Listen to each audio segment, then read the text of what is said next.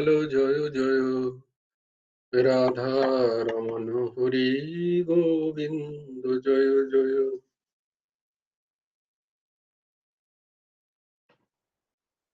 হে কৃষ্ণ গোবিন্দ হরে মুরারে, হে নাথ নারায়ণ বাসুদেব। গোবিন্দ জয় জয় গোপাল জয় জয় রাধা রমণ হরি গোবিন্দ জয়। হে কৃষ্ণ গোবিন্দ হরে মুরারে, হে নাথ নারায়ণ বাসুদেব।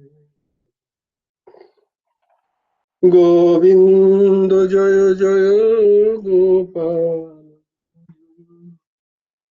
রাধা রমণ হরি গোবিন্দ জয় জয়। হে কৃষ্ণ গোবিন্দ হরে মুরারে, হে নাথ নারায়ণ বাসুদেব।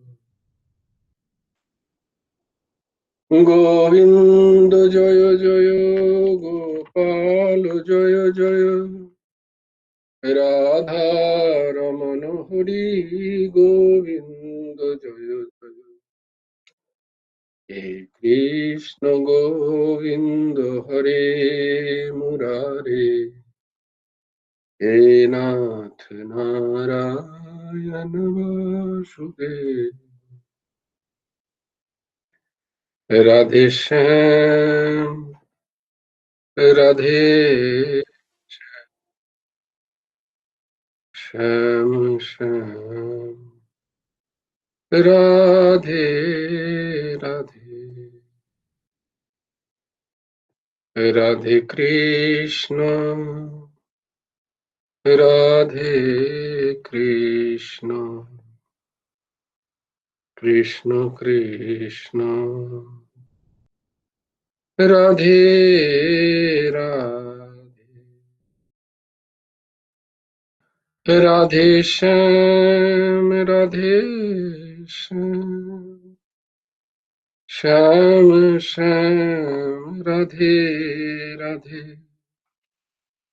রাধে কৃষ্ণ রাধে কৃষ্ণ কৃষ্ণ কৃষ্ণ রাধে রাধে। রাধে শ্যাম রাধে শ্যাম শ্যাম শ্যাম রাধে রাধে। রাধে কৃষ্ণ রাধে কৃষ্ণ কৃষ্ণ কৃষ্ণ রাধে রাধে। রাধে শ্যাম রাধে শ্যাম শ্যাম শ্যাম রাধে রাধে।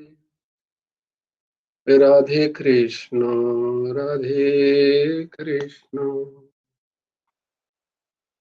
কৃষ্ণ কৃষ্ণ রাধে রাধে। গুরুর্ব্রহ্মা গুরুর্বিষ্ণু গুরুর্দেবো মহেশ্বর, গুরুর সাক্ষাৎ পরব্রহ্ম তস্मै শ্রী গুরবে নমঃ। কৃষ্ণায় বাসুদেবায় হরে পরমাত্মনে প্রণতক্লেশনাশায় গোবিন্দায় নমো নমঃ। কৃষ্ণায় বাসুদেবায় দেবকীনন্দনায় চ নন্দগোপকুমারায় গোবিন্দায় নমঃ। বসুদেবং সুतं দেবং कंसचाणूरमर्दनं देवकी परमानन्दम् कृष्णं वन्दे जगद्गुरुम्। নবকুমার চতুষ্পাঠীর আর একটা অধ্যায়ে তোমাদেরকে স্বাগত। আজকে শ্লোকগুলো কন্যা কুসুমা বলবে। কন্যা কুসুমা বলবি? জয় গুরু রাধেশ্যাম। বলো। জয় গুরু রাধেশ্যাম। ধর্মক্ষেত্রে কুরুক্ষেত্রে সমবেতা যুযুৎসব মামকা পাণ্ডবশ্চৈব কিম কুর্বত সঞ্জয় যত্র যোগেশ্বরः কৃষ্ণ যত্র পার্থ ধনুর্ধর তত্র শ্রীর্বিজয়ো ভূতির্ধুবানীতির্মতির্মম यदा यदा हि धर्मस्य ग्लानिर्भवति भारत अभ्युत्थानम् अधर्मस्य तदात्मानं सृजाम्यहम् परित्राणाय साधूनां विनाशाय चतुष्कृतं धर्मसंस्थापनार्थाय सम्भवामि युगे युगे कर्मण्येवाधिकारस्ते मा फलेषु कदाचन मा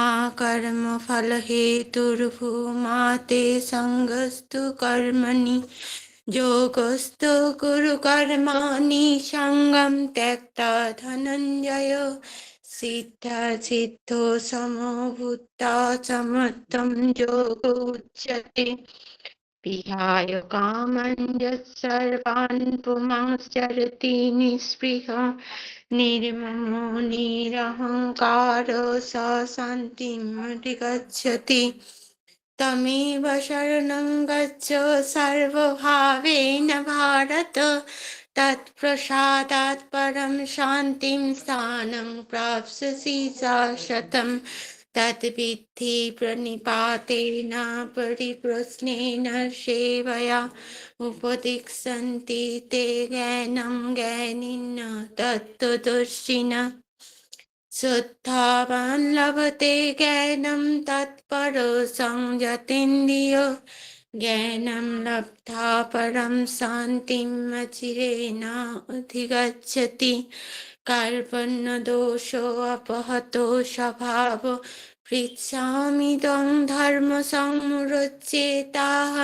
यच्छ्रेयसन्निश्चितं ब्रूहि तन्मे शिष्यस्तेऽहं साधिमां त्वां प्रपन्नम् सर्वधर्मान् परित्यज्य मामेकं शरणं व्रज अहं त्वां सर्वपापेभ्यः मोक्षयिष्यामि मा शुचः चञ्चलं हि मनः कृष्ण प्रमाथि बलवत्तिरं तस्याहं निग्रहं वन्दे वायुरी सुदुष्करम् असंशयं महाबाहं मनोदुर्निग्रहं चलम् अभ्यासेन तु कौन्तेय वैराग्येन च गीयते पत्रं पुष्पं फलं तोयं जो मे भक्ता प्रयच्छति तदहं भक्तप्रहितम्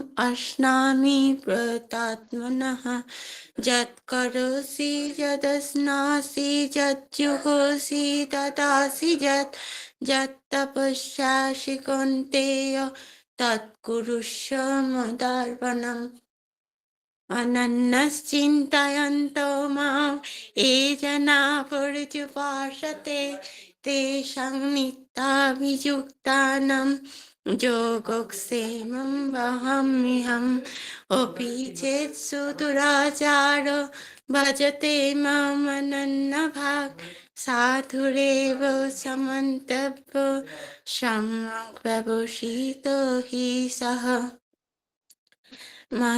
मत्या परतरं नान्यत् মাত্য matto পরতরম parataram নান্যৎ nannat কিঞ্চিদ kinchit অস্তি asti Dhananjay dhananjaya moi ময়ি সর্বমিদং sarvamidam প্রোতম plotam সূত্রে sutmani সূত্রে te mani মণিগণা ইব naiva daivi দৈবী daivi বিশেষা veta Gunamoyee gunamoyi মম mama maya মম মায়া maya দুরত্য durataya মামেব য়ে প্রপদ্যন্তে Patante মায়ামেতাং Mayamitam হরন্তি তে। Tarantite Jai Guru Radhisha.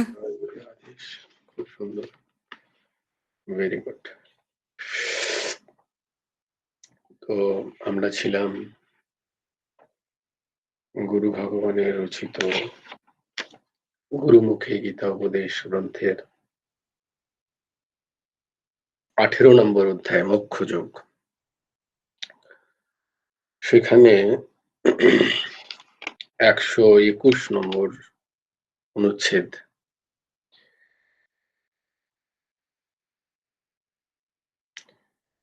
তারপরে তিনি বলছেন যে কেবল কর্তব্য বুদ্ধি দ্বারা, আমার কর্তব্য, আমাকে এটা করতেই হবে, এটা আমার করা কর্তব্য। যেমন গুরু ভগবান বলছেন না যে নাম করা কর্তব্য, সেবা করা কর্তব্য, এগুলো কর্তব্য। এর দ্বারা প্রণোদিত হয়ে, এর দ্বারা পরিচালিত হয়ে, এইরকম ভাবনার দ্বারা কর্তৃত্বাভিমান, সেই কর্মে যে কর্তৃত্ব অভিমান, আমি করছি এই ভাব, আমি এই কর্মের কর্তা, আমি করেছি, এই অভিমান ও সেই কর্ম থেকে যে ফল, সেই ফলের পরিত্যাগ, সেই ফল ভোগ ইচ্ছার পরিত্যাগ, এইরকম যে কর্ম হয় তা অতি চিত্ত শুদ্ধিকরী হয়, অতি চিত্ত শুদ্ধিকরী। এই চিত্ত শুদ্ধি পর্যন্ত অনুষ্ঠিত হয়। চিত্ত শুদ্ধি এই অনুষ্ঠিত হয় এইভাবে যে কর্ম করতে পারে, এবং তাহাই গুরু ভগবান বলছেন যে তাহাই সাত্বিক ত্যাগ।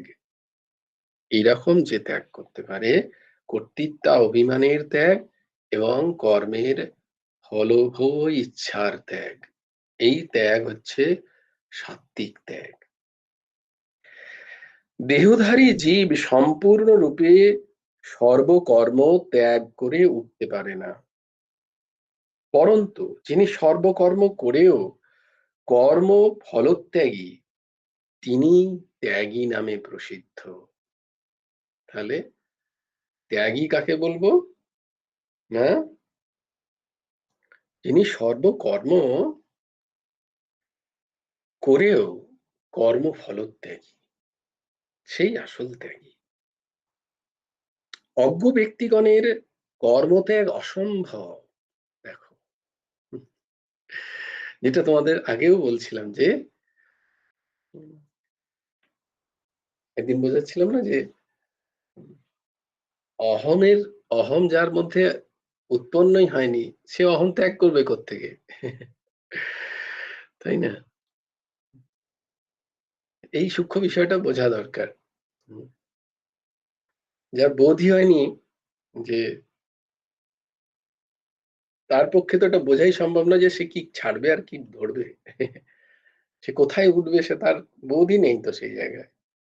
আবার এখানে সেটা বলছেন গুরু ভগবান, যে কেউ যদি অজ্ঞ ব্যক্তি, যে যার এই জ্ঞানই নেই যে কর্ম কি, কর্মের ফল কি, কর্ম ত্যাগ কি, নিষ্কাম কর্ম কি জিনিস, এই বোধ যার নেই, সে বলবে আমি কর্ম ত্যাগ করেছি, তার মধ্যে সেই জ্ঞানের স্ফুরণ নেই, সেটা বলছে অসম্ভব, সেটা কখনো হয়ই না। যার মধ্যে এই জ্ঞানই থাকে না, তার দ্বারা কর্মফল ত্যাগ কখনো সম্ভব নয়। বিবেক জ্ঞান শূন্য দেহধারী বিবেক জ্ঞান শূন্য। আহা! এই বিবেক আমরা কোথায় পাই? বিবেক কোথায় পাই? বললে, "না, না ওটা তো আমাদের মধ্যে আছে।" বললাম, "সবার মধ্যেই আছে বিবেক।"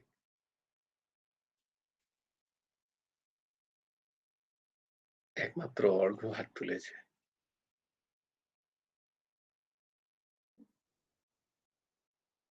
এই বিবেক আমাদের প্রাপ্তির জায়গাটা কোথায়? বিবেক জ্ঞান। বাহ! মনিকাদি হাত তুলেছে। মনিকাদি বলো। জয়গুরু রাধেশ্যাম। এই সৎসঙ্গ করলেই সৎসঙ্গে বিবেক জাগ্রত হয়। Very good.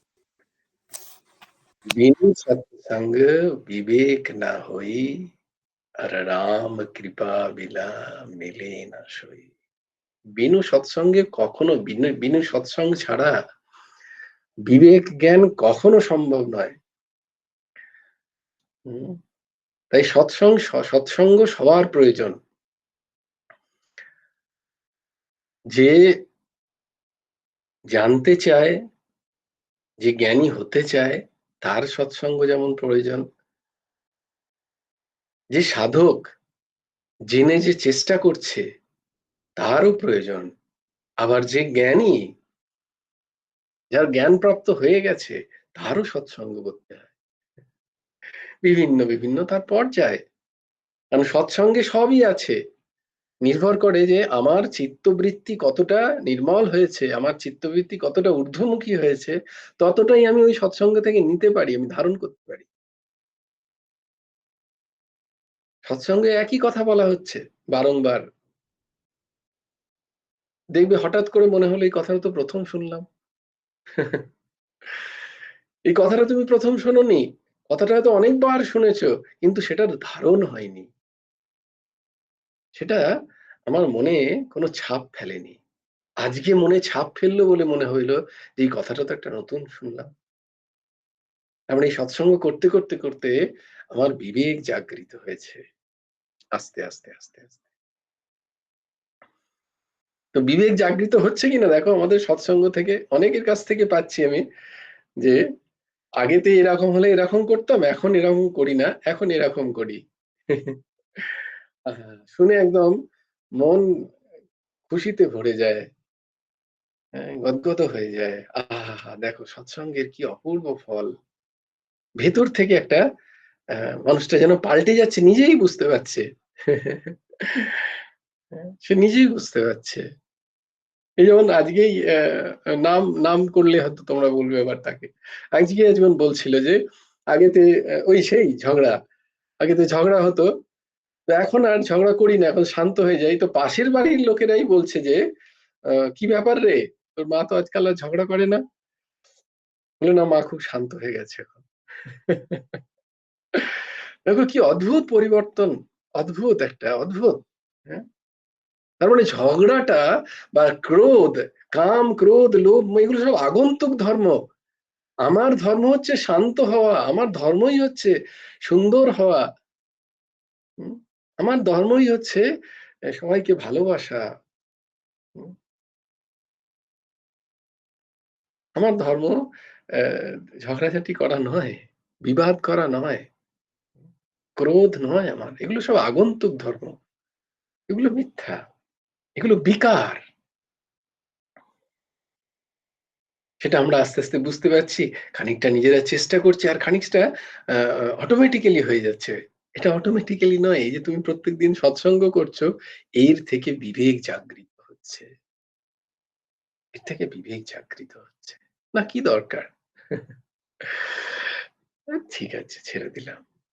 হুম, এইটা তৈরি হচ্ছে আস্তে। অদ্ভুত লাগছে, অদ্ভুত। আমাদের অন্য কারোর প্রয়োজন নেই। অন্য কারুর প্রয়োজন নেই মানে অন্য কারুর প্রয়োজন নেই মানে নট ওই অর্থে। অন্য কারুর পরিবর্তনের প্রয়োজন নেই। আমার নিজেরটা করি আগে। আর নিজের যদি করতে পারি আমার ব্যাসটি পরিবর্তন হতে বাধ্য। হুম? সবটাই হয় অ্যা ওই যে ইকুয়াল অ্যান্ড অপোজিট রিয়াকশন। নিউটনের থার্ড ল এখানেও খাটে। কোনো না কোনো ভাবে আমার কাছেই ফিরে আসে। আমি যা দিই সেটা আমার কাছেই ফিরে আসে।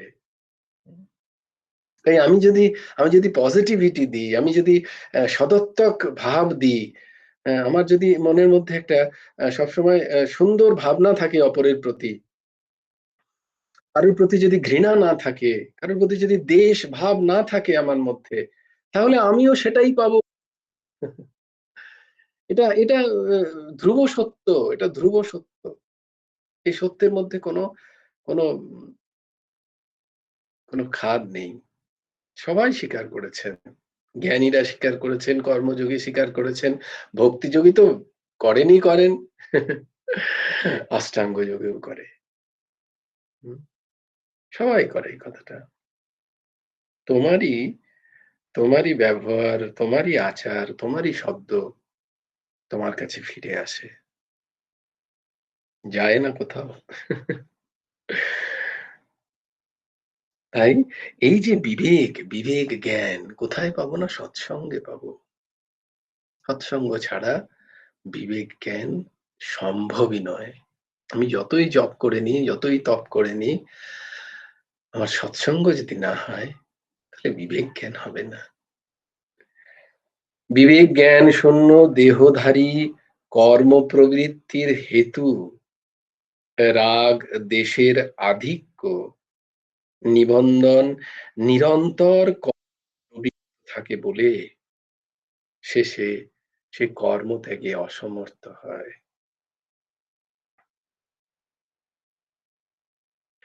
আমি সৎসঙ্গ করিনি, আমি স্বাধ্যায় করিনি, আমি নাম করিনি, আমি আহার শুদ্ধি করিনি, তো আমার মধ্যে খুব স্বাভাবিকভাবেই আমার যে কর্মপ্রবৃত্তি, সেই কর্মপ্রবৃত্তির মধ্যে স্বাভাবিকভাবেই আমার রাগ এবং দ্বেষ বর্তমান থাকবে।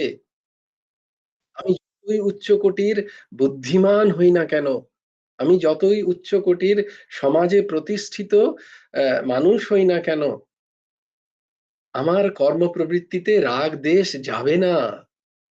হুম, যদি আমার এই সৎসঙ্গগুলো না হয়, নিত্য কর্ম যদি না হয়,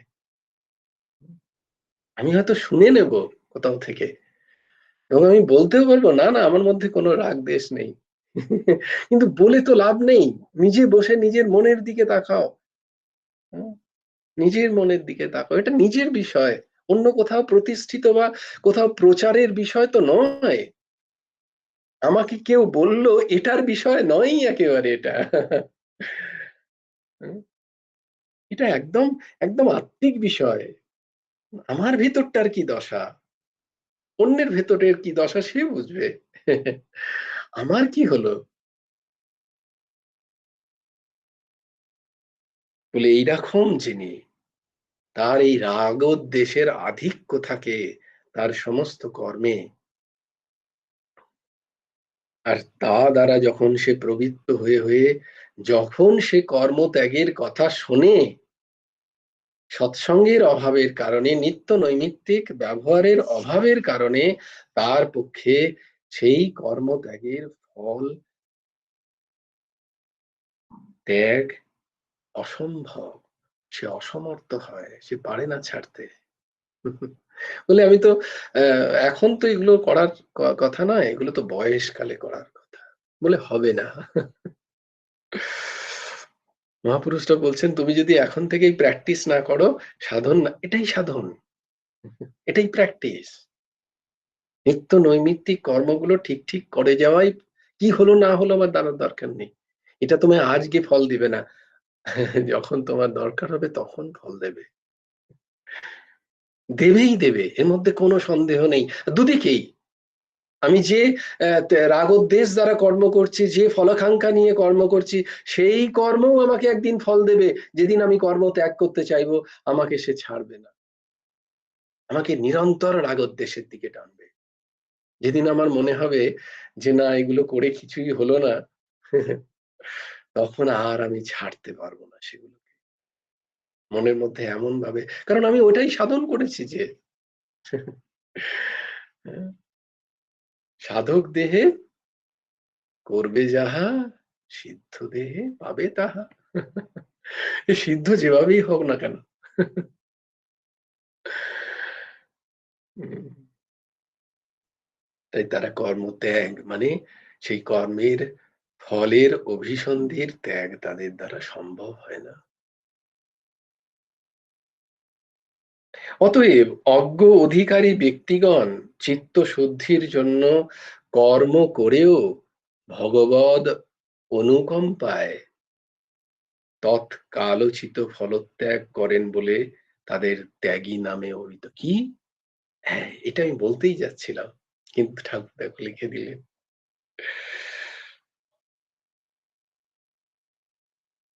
যদি এইরকম কোন ব্যক্তি, তাহলে তাদের উদ্ধারের সম্ভাবনা তো খুব কম হয়ে গেল, সেই জন্মটা তো তার বরবাদ হয়ে গেল। বলল না, যদি পূর্বকৃত জন্মের সুকৃতি বশে কোন সদ্গুরুর সান্নিধ্য হয়ে যায়, কোন মনীষীর সান্নিধ্য হয়ে যায়, ভগবদ অনুকম্পা, ভগবদ অনুকম্পার প্রথম শর্তই হলো, ভগবান যদি কার কোনো জীবের প্রতি অনুকম্পা করতে চান, প্রথমেই কি দেন? হ্যাঁ, সৎসঙ্গ। কোন সৎ মহাপুরুষের সাথে লাগিয়ে দেন তাকে। সেই সৎ মহাপুরুষ, সেই সদ্গুরু তার নিজের অনুকম্পায়, তার নিজের সামর্থ্যে, যদি সে অবশ্যই যদি সে অধীনতাটা স্বীকার করে, সেখানে গিয়ে আমি সারা জীবন আমার কিচ্ছু হয়নি, আমি কিছু করে উঠতে পারিনি, আজকে তো আমার কর্ম ফলত্যাগও আমার সম্ভব হচ্ছে না, আমি আমার সমস্ত বিষয় বৈভবে এমন ভাবে ভেসে আছি যে যেগুলো ত্যাগ আমার পক্ষে সম্ভব নয়, কিন্তু গুরুদেব তুমি আমাকে তোমার করে নাও, আমি তোমাকে ছাড়া আর কাউকে জানি না, আমার এই সব আছে। সেই গুরুদেব যদি তাকে অনুগত করে নেন, তাহলে তার সামর্থ্যে সেই রকম তাদেরও কল্যাণ হয়, তাদেরও ত্যাগী নামে অভিহিত হয়ে যায় তারাও। কিন্তু তার জন্য স্বীকৃতি চাই। জন্ম জন্মাদের স্বীকৃতি না হলে এই ভাবটাই তো আসে না, ভগবত অনুকম্পাই আসে না, গুরু অনুকম্পা আসে না, সদ্গুরুর সান্নিধ্য পাওয়া যায় না, সেই রকম মনীষীর সান্নিধ্য পাওয়া কঠিন, যিনি সৎ কথা বলবেন, যিনি সৎ মার্গ দেখাবেন, যিনি এই মনুষ্য শরীরের উদ্দেশ্যের কথা তোমাকে বলবেন, প্রধান উদ্দেশ্য, মূল উদ্দেশ্য, চরম উদ্দেশ্য, চরম প্রাপ্তির কথা বলবেন, এরকম পাওয়া কঠিন হয় যদি না আমার পূর্বপ্রকৃত স্বীকৃতি না থাকে। তাই স্বীকৃতির খুব প্রয়োজন, স্বীকৃতির প্রয়োজন আছে। ওই যে একজন বলছিলেন যে আমার কেউ একজন যে না এত নাম জপ ভালো লাগে না, বা এইসব কথাও ভালো লাগে না, সৎসঙ্গতেও বসতে ইচ্ছা করে না, এইসব কথাগুলো দিয়ে কি হবে, সেরকম আচরণে, কিন্তু আমার কাউকে দান করতে ভালো লাগে, নিঃস্বার্থ দান, স্বীকৃতি হবে, কোথাও না কোথাও আছে, আস্তে আস্তে হবে। আমার দিতে ভালো লাগে কাউকে, নিঃস্বার্থ হতে হবে, সেখান থেকে কিছু প্রাপ্তির আশা যেন না থাকে, আমি দিয়ে যেন ভুলে যাই আমি কাকে কি দিলাম। নাহলে তো সারা জীবন আবার ওই হিসেব করতে করতেই চলে যায়, আমি তো ওখানে এত টাকা দিয়েছি, ওখানে অত টাকা দিয়েছি, ওই তো ওখানে ওরা এলো, আমি বললাম ঠিক আছে 100টা শাড়ি দিয়ে দেবো, যা, দিয়ে দিয়েছি 100টা শাড়ি, বলে তুমি এখনো দাওনি।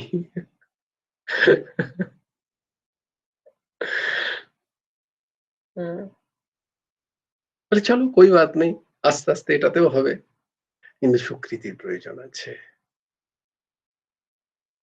আর পরম স্বীকৃতি কি? পরম স্বীকৃতি যে এই জন্মেই, এই শরীরেই, এই ইন্দ্রিয় দ্বারাই ভগবত দর্শনের যদি সুযোগ লাভ হয়, তার জন্য যে কাজ, সেইটা হলো পরম স্বীকৃতি। কি? বলে কি করতে হবে? এক মহাপুরুষ যেতে যেতে বলে যাচ্ছেন,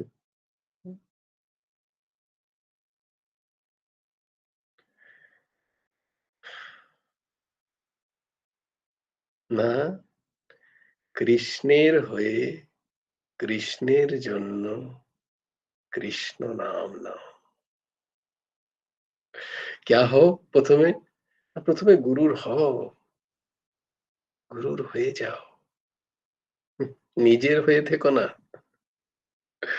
বলে অদ্ভুত একটা কথা, বলে আনুগত্য শিষ্যের যদি নিজের ভরণ পোষণের বা নিজের কোনো দুশ্চিন্তা আসে, তাহলে তার আনুগত্যে এখনো খেদ আছে, খাদ আছে, আনুগত্য হয়নি। আমি গুরুদেবের অনুগত, আমি ভগবানের অনুগত, আমি তার শরণাগত, তারপরেও আমার চিন্তা হচ্ছে আমার কি হবে, আমি কিভাবে বাঁচবো, আমি কি করে থাকবো, আমার পরিবারের মানুষজনের কি হবে, হে প্রভু ওদের তুমি দেখো, এই ভাব যদি থাকে, তাহলে এখনো শরণাগতি হয়নি, শরণাগতিতে এখনো খাদ আছে, এখনো খামতি আছে। শরণাগত মানে তো আমি শরণাগত তোমার,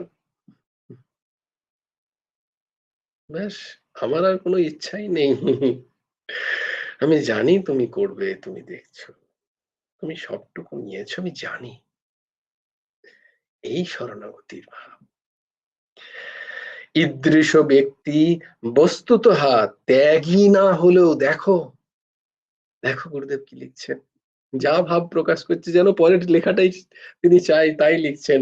ঈদৃশ ব্যক্তি, ওই রকম ব্যক্তি যার ত্যাগ হয়নি, যে পারছে না, সে ভগবত অনুকম্পায়, সদ্গুরু অনুকম্পায়, বস্তুত তো ত্যাগী না হলেও, যে ত্যাগীর কথা আমরা বললাম,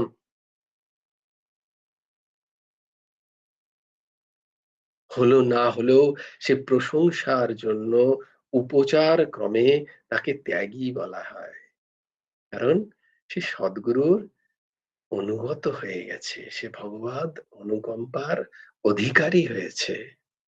বস্তুতঃ ত্যাগী, ত্যাগী তাকেই বোঝায় যিনি পরমার্থ দর্শিত্ব নিবন্ধন সকল কর্ম পরিত্যাগ করেছেন।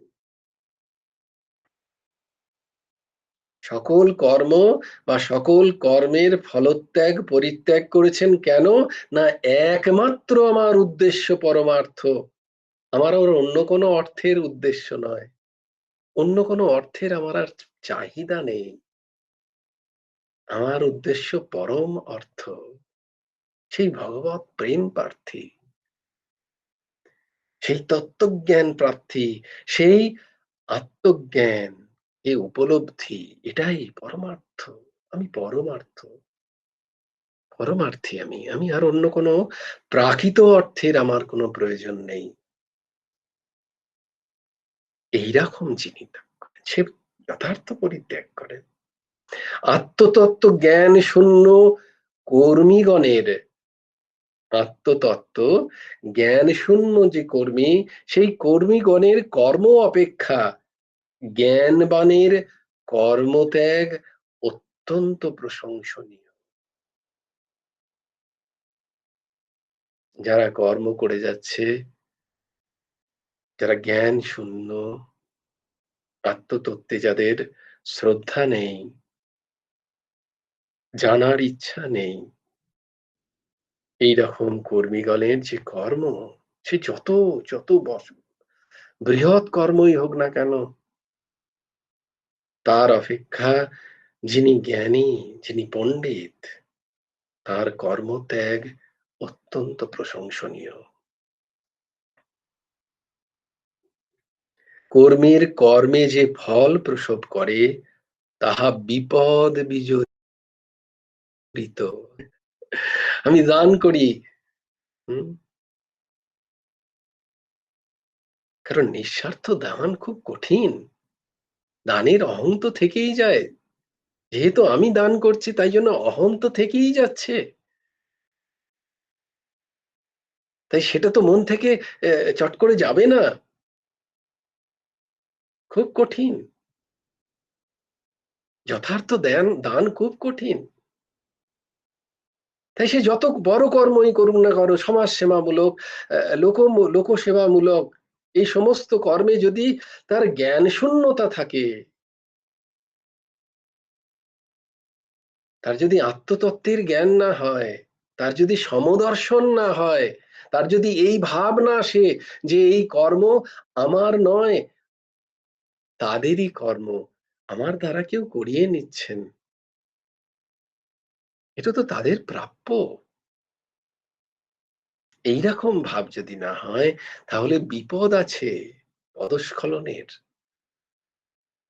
বিপদ আছে, আত্ম অভিমানের বিপদ আছে, আত্মশ্লাঘার চরম বিপদ আছে। আর কি হবে তাতে? ভোগ করতে আসতে হবে। যদি আমি পুণ্য করি তাহলে আমাকেই ভোগ করতে হবে না? আমি যদি 10টা শাড়ি দিই, আমাকে 100টা শাড়ি পরার জন্য আমাকে আসতে হবে আবার। কারণ আমি দিয়েছি না, আমি মানে অহং দিয়েছে। আমি যদি প্রচুর চাল দিই, ভাত খাওয়াই, তাহলে সেটাও খেতে আমাকে আসতে হবে, পুণ্য ভোগ করতে আসতে হবে আমায়। বিপদ আছে। জ্ঞানীর কর্মত্যাগ সকল বন্ধনের ছেদনের মূল। আর এইটাই, যার তত্ত্ব জ্ঞান হয়েছে, যার আত্মতত্ত্বের জ্ঞান হয়েছে, যার ভগবত প্রেম প্রাপ্তি হয়েছে, তার যে কর্মফল ত্যাগ, সেটা সম্পূর্ণ বন্ধনের মূলটাকে ছেদন করে। অত্যাগীর মরণের পর নরক নরক পাতালাদির অনিষ্ট, স্বর্গ ভোগাদি ইষ্ট ও ইষ্টানিষ্ট মিশ্ররূপ মনুষ্যত্ব প্রাপ্ত হয়। কি হয় না, এই কর্ম, যে কর্ম করলো একজন, সেই যদি অতি পুণ্য কর্ম করে তাহলে তে স্বর্গ প্রাপ্ত হবে, কিন্তু পুণ্য ক্ষয়ের পর আবার তাকে মর্তে আসতে হবে। কেউ যদি পাপ কর্ম করে তাকে নরকে যেতে হবে, নরকে সেই পাপ ভোগার পরে আবার তাকে এই, যদি ভগবানের অনুকম্পা হয় তবে আবার এই মর্তলোকে তাকে আসতে হবে। মর্তলোক মানে মৃত্যুলোক, এই মৃত্যুলোকে আসতে হবে। যদি সুকৃতি থাকে তাহলে মনুষ্য শরীর পাবে। আর বলছে যদি পাপ পুণ্য মিশ্র কর্ম হয় তাহলে মনুষ্য শরীর পাবে আবার এই মর্তলোকে, আবার জন্ম, আবার মৃত্যু, এবং আদি আদি আদি আদি ভোগ। যারা অত্যাগী, যারা ত্যাগ করতে পারছে না, তাদের জন্য, তাদের মরণের পরে গুরু ভগবান বলছেন, গীতা বলছেন, শ্রীকৃষ্ণ বলছেন, যদি খুব পাপ কর্ম হয়ে গিয়ে থাকে তাহলে নরক প্রাপ্তি, অনিষ্ট, যা আমার ইষ্ট নয়, যা আমার চাহিদা নয়, আমাকে সেটা প্রাপ্ত হতে হয়। আমার যদি খুব পুণ্যকর্ম হয়ে গিয়ে থাকে তাহলে স্বর্গাদি ভোগ, সেটা আমার ইষ্ট, আমি ভোগ তো চাইছিলাম, পেলাম, কিন্তু আমাকে ফিরে আসতে হবে। আর ইষ্ট অনিষ্ট, আমি কি চাইছি আর কি না চাইছি, এই দুটো যদি সমান রূপে হয়, তখন আবার মনুষ্য শরীর প্রাপ্ত হয়ে এই ধরাধামে আসতে হয়, মৃত্যু লোকে আসতে হয়। তাই নির্ভর করছে আমার ব্যক্তিগত নির্ভর করছে, যে আমি কি আবার এই জন্ম মৃত্যুর চক্করে ফাঁসতে চাই।